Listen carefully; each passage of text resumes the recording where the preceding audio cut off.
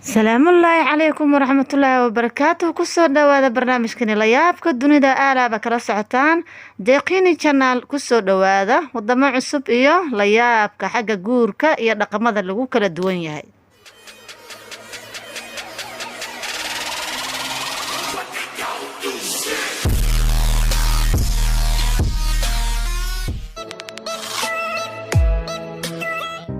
qowmiyadda tibaag ee dalka Shiinaha waxay dhaqan ahaan u leeyihiin in gabadha caruusada ah la saaro geed dheer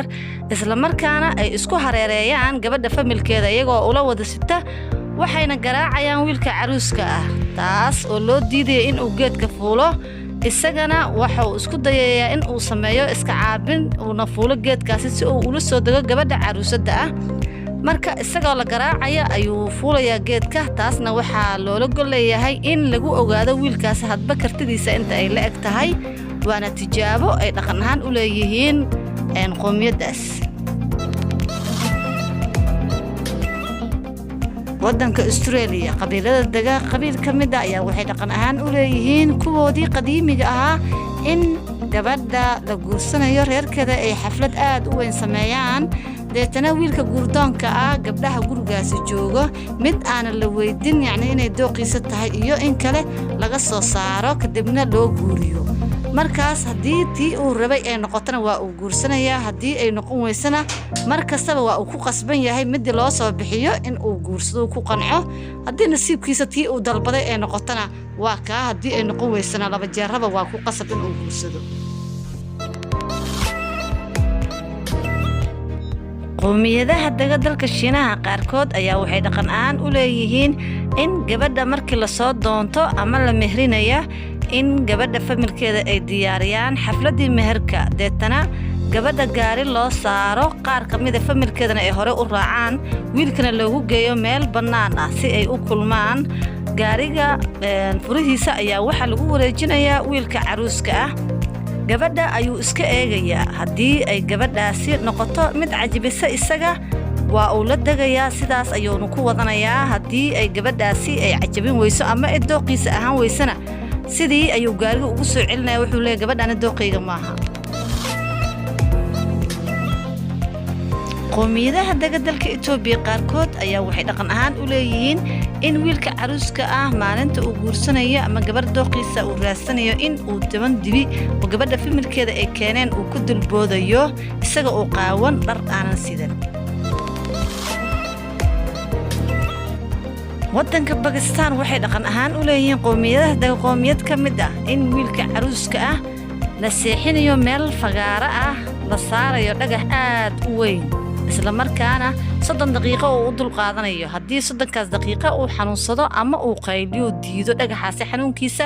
in gabadhaasi sidaas uu ku seegayo aan la siin doonin qowmiyadaha wadanka Hindiya qaarkood waxay dhaqan ahaan u leeyihiin in gabadha caruusada ah ay kaxayso wiilka ay guursanayso deetana ay geyso meel hawd ah dab ayay shidaysaa kadibna dusha ayay ugu feereynaysaa dabkii haddii uu wiilkaasi xanuunsado waxa ay leedahay iima qarantid waana soo baxaysaa iyada oo ku fadeexaynayso gabdhihii iyada asxaabteeda ahaa haddii markaasi wiilkaasi uu noqdo mid aamusa dabkaasina u adkaysta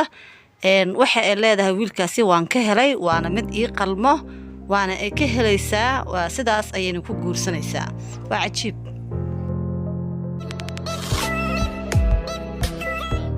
wadanka Burma waxay dhaqan ahaan u leeyihiin markii xafladda caruuska ay jirto in nin aad u xoog badan u goobta inta soo gala gabadha caruusada gacanta ka qabsado deetana uu dhulka ku rido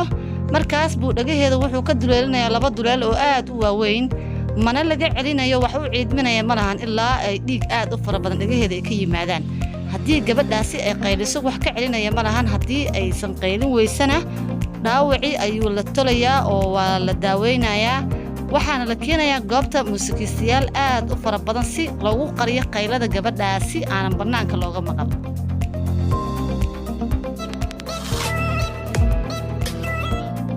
koonfurta badweynta baasiga dhaqamada guurka kuwooda ugu fudud ama ugu dhibka yar waxa weeye dhaqanka ay leeyihiin qowmiyadda la yiraahdo Nakita oo halkaasi dega lamaanayaasha waxay u tagayaan duqa magaalada isaga oo lamaanahana isugu dhufanaya madaxa waxa uu leeyahay sidaas ayaad isku guursateen sidaas ayayna isku guursanayaan iyaga oo loo baahnayn tilaabooyin kale oo diin ku salaysan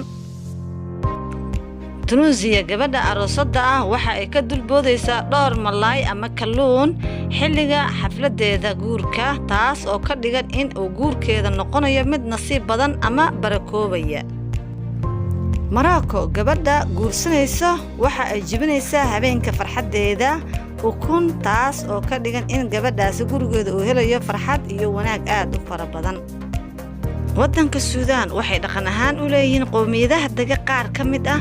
in habeenka caruuska gabadha ay xafladda dhexdeeda isku tuurto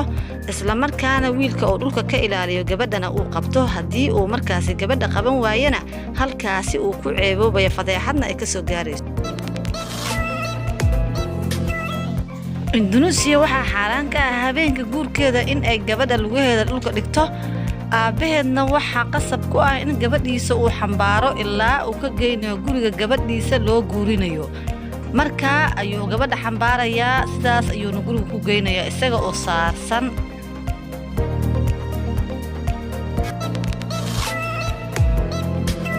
waddanka Lubnaan waxay dhaqan ahaan u leeyihiin in xilliga guurka qowmiyadaha daga qaar ka mid ah cad xajinayna darbiga ku dhijaan ay leeyihiin qoyskaasna wuxuu ka helayaa barako iyo wanaag